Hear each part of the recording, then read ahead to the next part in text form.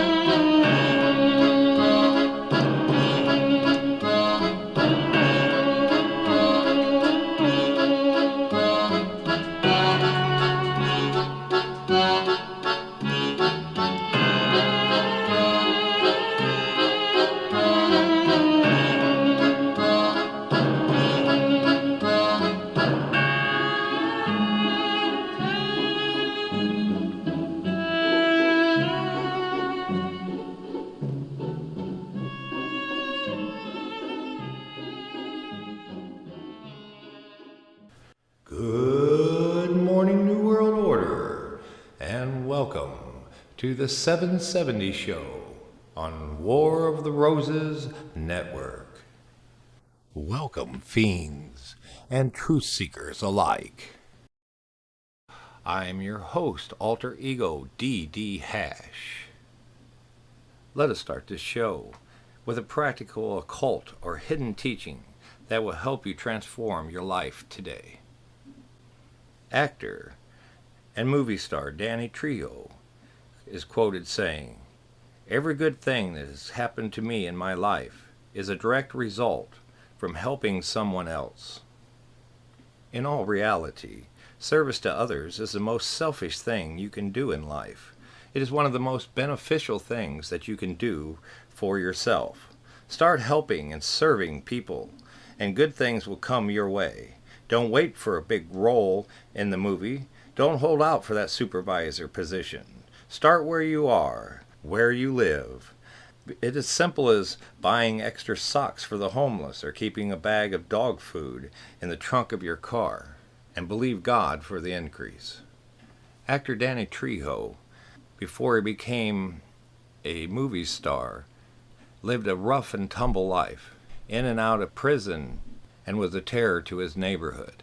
While he was in prison, he said to God, "God, if you let me die with dignity, I will serve humanity for the rest of my life." And God had other plans for him. Instead of being executed on death row, he was allowed to live out his life in service to others. When Danny Trejo got out of prison the last time in the late 60s, he was trying to learn how to become a good person. And so he thought, well, I'm going to go and help the elderly in my community with their trash cans every week. So he seen this elderly lady outside, and he strolled up to her, and she saw him, and she says, "No, Danny Trejo, no, Danny, no rob me, no rob me." He said, "Shut up, woman." And he went and took her trash can out, and he went back to the garage, and she never took her eyes off of him, because she thought at any second now he was going to run to her garage and steal her lawnmower and sell it for drugs. But to her surprise, he went and got the other can of garbage and took it to the curb. He began doing this for all the elderly people in the neighborhood. One day he come home and his mom says there's a nice double-breasted fake suede jacket that the elderly man on the corner gave you, the man that had arthritis and always had to kick his cans to the curb because he could not carry them. That's the day that Danny Trejo learned that by serving others, things would come back to you. Make connections through service, and your circle of influence and resources will grow. Treat everyone like a boss, even if he is the janitor. One day he may be your boss, and you already have a friend. And if he remembers your encouragement, how much it helped him be the person he is today, he will be more than willing to help elevate you in any way he can. The beast system commands its slaves into two groups, predators and prey. But this system, at the pinnacle of secular achievement, the more you eat, the hungrier you become. Insatiable appetite, leading to abuse, addiction, moral depravity, incarceration, and death. Never fulfillment, only perpetuating the slave-master system. The biggest problem we have today is the slaves do not want freedom for themselves and others. They want to be the new masters with slaves of their own and are subservient to their own masters who feed them. If they cannot become the masters, they become the master's loyal slaves, the very house slaves that keeps everyone else on the matrix plantation. But service to others will give you the riches, maybe money, maybe not, but true riches, life, and freedom. Freedom worldwide. Before we start our study for today, I'd like to say the Gnostic Christos prayer. Unknown, mystery, who dwells above the Paroma, we honor your holy names. May your aeons unfold over the world, and may your work be accomplished within the world as it is accomplished in the Paroma. Provide us with the nourishment we require, and forgive us our imperfections as we try to forgive those who do us harm. Help us achieve the gnosis of light, and keep us safe from the clutches of the Archon, now and forever. Nos Christos Pistis Sophia. Amen. This is the 770 Show on War of the Roses Network. And we're back. Lesson number 1. Order of the Dragon, Liber 1. All material presented is property of Reverend Damon L. Gardner and the Central Illinois Esoteric Society, Order of the Dragon, used by express written permission.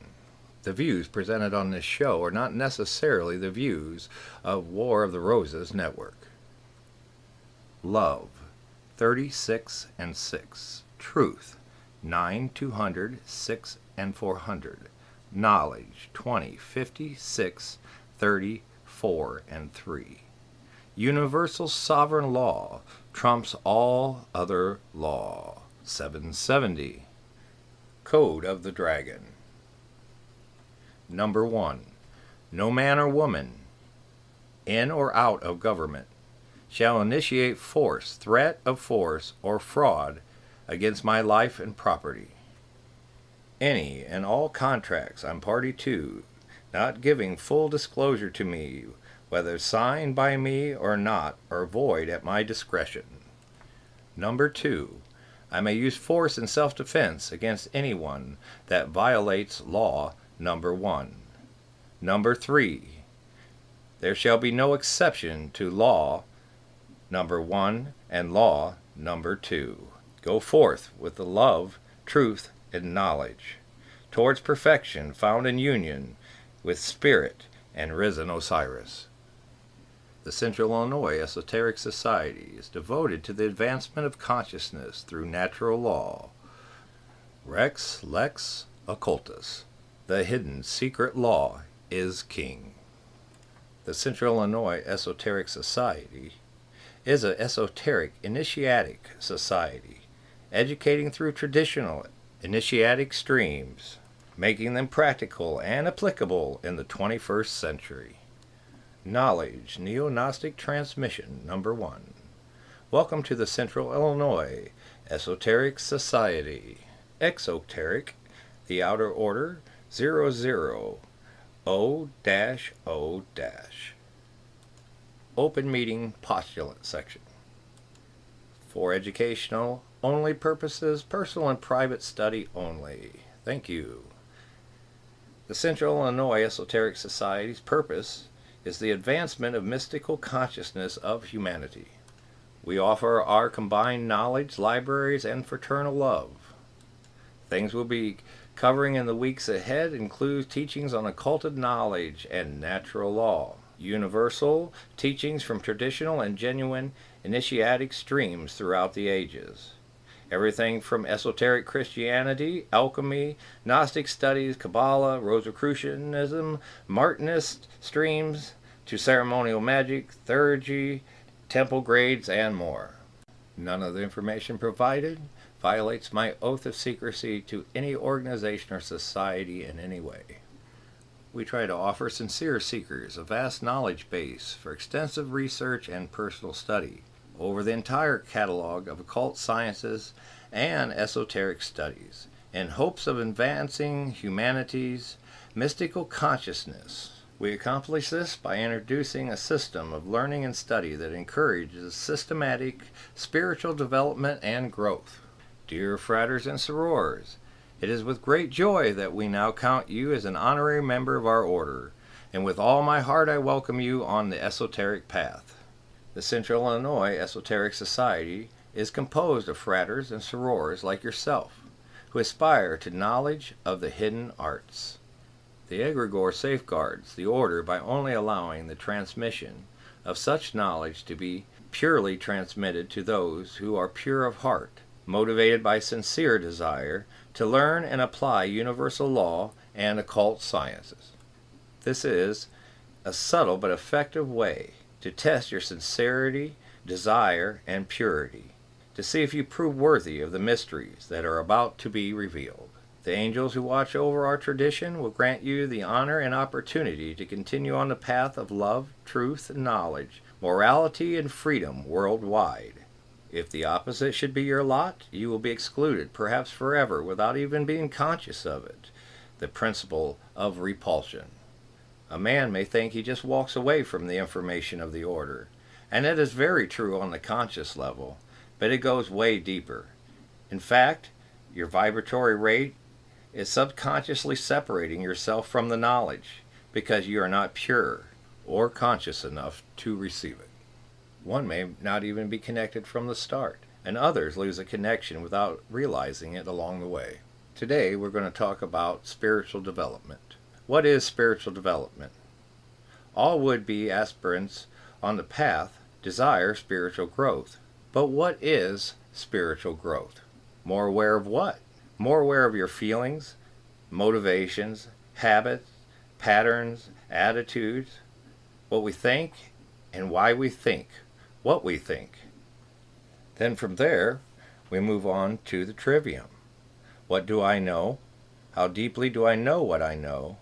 How well can I communicate what I know? Spiritual growth requires effort, work, that one must do for self, on self, by self. No one can do it for you. Reading books, intellectual knowledge will not work alone. The seeker is guided but not carried. This is a rule of all orders of initiates. Anyone who walks the path indicated by the order, himself, herself, must work seriously and honestly. Just like AA, you must have the ability to be brutally and rigorously honest with yourself and with others. Only what a man or woman accomplishes by his or her own work becomes real to him or her. The labor of the rough stone, to ennoble and refine the profane man who resembles an untrimmed stone. Spiritual work calls for practices and routines which must be followed sincerely. Teachers can only point the way. The only person you can fool is yourself. One of the biggest things that holds us back from becoming more aware of our attitudes is the fear of what we will see if we truly look at ourselves in the mirror. Yet this revealing view must come about as part of this unfolding process. When you do become aware of your feelings, your motivations, your habits, your patterns, your attitudes, so on, you have the option of expressing them or not. When you are not aware of them, you express them unconsciously and automatically, and then wonder why you make such a mess of your life and your friendships. And if you don't see the patterns clearly in your own life, you won't see the patterns of others, and then you have to handle the negative feelings that arise from this. And this is not only energy consuming, but causes anxiety and depression as well. The whole evolutionary journey is from vagueness to full self-conscious awareness and certainty. You are to become more conscious and more aware. In the beginning, more conscious and more aware of your attitude, your habit, your patterns, your opinions, your disposition, but eventually more aware of your whole environment, not only internal things, but external things. Everything, everywhere.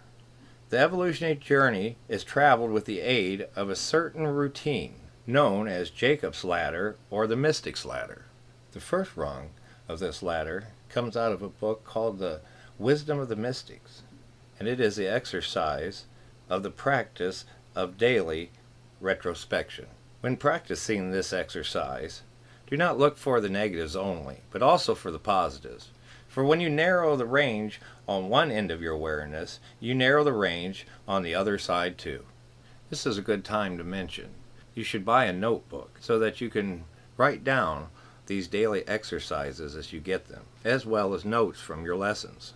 You also want to write down impressions, ideas that come to you in meditation and dreams. It's not necessary to look back at these journal entries every day. And in fact, it's even best if you wait and look at them a month later, or 3 months later, or 6 months later, because you're really wanting to look for patterns and look at a message through the patterns, not necessarily a message from the individual interpretations of each entry. But you want to look for patterns in the entries over a period of time, whether that's a month or 3 months or 6 months or even a year, and you'll be able to learn things about yourself and how to make better decisions by going over your diary and looking at it in that way instead of looking at every submission for some secret hidden knowledge. Now let's go back to exercise number 1. This is how we're going to approach this. Number 1. On retiring, before falling asleep, go over in retrospect the events of the day. Begin always with the events just before retiring and work back towards the beginning of the day. 2. As you consider each event, weigh it carefully. Judge yourself, your attitude at the time the event occurred, and at the time you were concentrating upon it. Number 3. Decide the right or wrong of your position, and if you find yourself to have been wrong, make it your imperative duty on the following day to rectify that wrong so far as it lies in your power to do so. By so doing, you will, in a large measure, assimilate the experience necessary for your soul to evolve. And even further, you will prevent the accumulation of karma or negative energy that may cause negative or unwanted consequences. Now, after you've reviewed your day's activities, perhaps you can devote some time and your thoughts to your plans for your next day. Dismiss everything that might still tie you to the present day and all the worries that burden you. Turn your last thoughts to the things that really give you inner joy, that give you peace, whether that is a pet, a friend, a relationship, your favorite place to be, whatever that might be to you. If you wish to read a few lines of poetry or scripture or a book, the last thing on your mind should always lead to greater harmony or a higher attunement in consciousness. This exercise may sound easy to do, But you will often find that you have entirely neglected this exercise one evening or another, or you will try, so to speak, to file away at night all disagreeable and unpleasant thoughts. But just then they will return for a stronger attack and torture you. Simply imagine the thoughts as servants who have been dismissed for the night and turn to more enjoyable pursuits and thoughts, which may then be dismissed as well. This little way around may prove to be the simpler way. If you find yourself having problems remembering the events of the day, start by putting in order the things you can remember. As you remember different things about the day, then you'll start to remember other things about the day. And as you begin to remember, it's like a puzzle. Put these puzzle pieces in the right place in the order in which they happen throughout the day. You'll find as you do this, you'll get better and better at it, and you'll be able to just pick a spot in the day to be the center of the puzzle and work around it. And then you'll be able to go from the end of the day all the way backwards to the beginning. The return to the divine. In the following lessons, you will hear a lot about the return, or the return to the divine. How is the return to God to be done? The first step is to strive after obtaining of God consciousness by attuning with or aligning our consciousness with God through what is known as practicing the presence, practicing the very presence of God. You may ask, what is practicing the presence of God? Practicing the presence of God is constantly dwelling on the thought of God, constantly dwelling on what you consider God to be, constantly dwelling on the attributes of God, beauty, purity, and love, constantly striving to manifest in your life these attributes and all that you understand God qualities to be. It is not what we know, but rather what we are that matters. Spirituality, if it is to be of any value at all, must be manifested on the physical plane. The characteristic we attribute to God, dignity, nobility, loftiness of character, moral excellence, honesty, integrity, charity, uprightness, grace, and many, many others, must be incorporated in your life. You must become them. You must become the very qualities of God. These are the qualities that must become actualized and manifested in you. These God qualities must be made evident in your attitude and in your relations with others. They must be evident in your speech, in the way you express yourself, the way you see yourself, in your actions, in your opinions, in all manners of behavior. This exercise, as you can see, cannot therefore be a 5-minute routine to be brought about first thing in the morning, like brushing your teeth and then forgetting until the following day. This exercise must become a way of life, a principle to live by, a habit, an addiction. It is essential that you set aside a short period of your day, every day, for study and meditation. You have to realize that just as you devote a part of the 24-hour cycle to eating, sleeping, exercise, work, interaction with family, playing video games, and so forth, so too must you also devote a portion of the time to study and meditation. Give some of your time to yourself. This is the greatest gift that you can give yourself. Many times we can't be without noise. We always have to have something going on in the background, something to distract us so that we are not alone with ourselves. People are afraid to be alone with themselves. Many people cannot stand to be alone with themselves. It's not so much that they're lonely. They don't know how to be with themselves. So give some of your time to yourself. Tell your family. You need 10 or 15 minutes a day, privacy. Turn that phone off. Close your door. This is the most important work of your life. You give so much time to everyone else. This is for you. And it will benefit everyone else. Because if you're not in the right place in your life, what good are you to those around you? Sometimes you have to be selfish.